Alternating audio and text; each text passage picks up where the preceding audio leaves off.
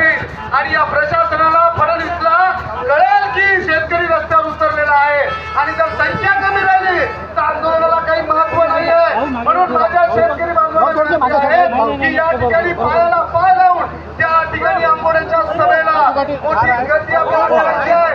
आम्ही काम करायचं आहे, रस्ते जाम करायचे आहे. गृहमंत्र्याने